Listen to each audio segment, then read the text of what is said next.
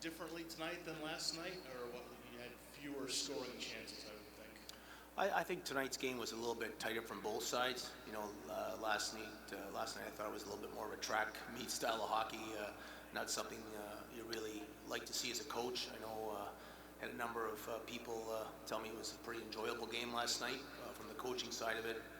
Offensively, we generated 24 grade A's last night, but gave up 20. So we really talked to the guys today about playing better defensively, and I think the shots on goal total, certainly, I don't know what final was, but I know it was 23 in overtime, so we put them better.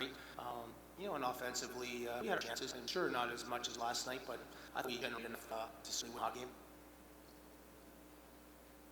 With three, obviously a lot of injuries, how much has that hindered guys getting into a religion? I think it's, you just coach.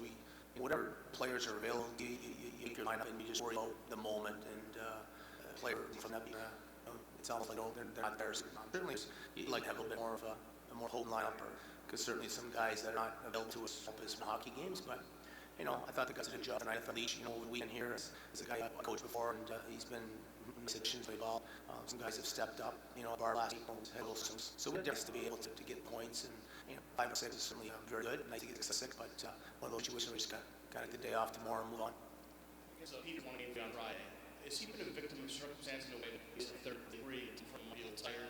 You see something else starts going forward. Well, we talked to the goaltenders last week, and what we're planning on doing now is, one guy will get Friday, one guy will get Saturday, and if it's everything being equal, we'll continue with the rotation. If someone plays better or steals a game, then he'll get rewarded with the extra game. So how this weekend worked it, we thought Peters was excellent on Friday. Ellis excellent last night, so it wasn't fair. He to go back to Ellis today, and that was a game for Ellis.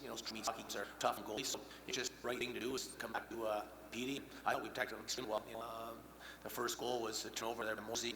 I'm not sure what's the angle, and then he gained what he had in his pads to just sit there. Was this Ellis going in for? Yeah. Now what do you think of innings? They were okay. I thought he had better jump tonight, but it was a little tired night. Obviously, he hasn't played a lot of hockey last 6 weeks, so didn't certainly as much jump. But that line was just average for me. That boys line was our best line, and walking up it, those high energy guys, and Mitchie, and Herbert's line at home today.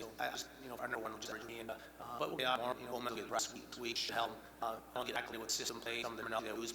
Get us to play threes and he's ran an NHL power, so he can help there. But he hasn't really even just so once he after this week, we'll certainly put some units together and try and get something centered around him on one of the units where I'm making a little more production of power play. Any of you guys got this week's season? A lot of guys possibilities can't get it on many, to be honest with you. Camper is day to day. I'll be shocked if not available Friday. Stevenson can actually go to DC Tuesday. He gets cleared down in Washington, and he get available Friday. So we'll see how that goes. It's actually in Ron's hands right now. He's in clear. It's just a matter of contact, other skills, and I think he certainly could be a possibility for Friday. But we'll see there this week once we get him back in practice for him. But he could see him playing 2 to 3 next weekend. But it's his hands. He tells me Wednesday and Saturday, I'm good, and he's going to play. But he's not comfortable. We're not going to push it because he's just way too important to the team. We played today, and I'm not on him. But I would think that based on his injury last night, he'd be very doubtful for next week. He's got an upper body injury. Now there's a possibility for Friday, but once Tuesday rolls around, we'd like some from Washington shape. But it's a possibility that Carson will be ready by the middle of the week, so we could stand our nest. So that'll determine whether we do call D. You guys do 1 week this week only right now. You just kind of talk about where you guys are at, big picture. Well, I think we're off 8-4. Would have been certainly nice at that point today, but absolutely right. We won a week last week. That's all you can do is really prepare week to week, and you got to win as many weeks as you can. It certainly doesn't help that Portland never loses, and Wilkes-Barre is not that we forgot about Surrey because we have 8 more times, but I focus for us. Talked to a lot of guys about this week. Home ice bench, we did very well at home, and I think importantly, at least get second spot. So, in order to do that, we're going to win a lot weaker from the next 5 games. So, and in retrospect, it's a little bit disappointing that you lose that point today. But if you look at over the last 4 games, we've gotten 7 out of 8 points. That's still pretty good. A little off topic and kind of looking ahead to the All-Star break. You got 2 guys going back to the All-Star game. Can you speak a little bit about them going back?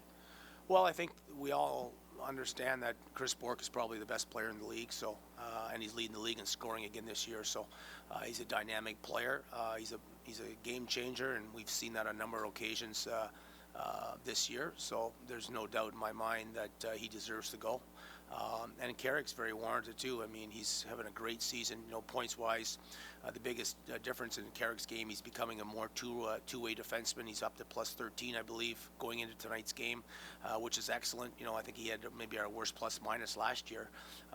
So, for him to turn that around, and if you look at it, it's a difference of 25, because I think he was minus 12 or 13 last year. Now he's plus 13, so that's a significant difference. He's playing more PK, so I think for a 21-year-old, he's certainly rounding himself into a good two-way defenseman, so he's well deserving as well. And I thought, when we nominated the 5 players from our end, I felt that certainly Borky and Carrick had the best chance to go, and it's it's good for both those guys.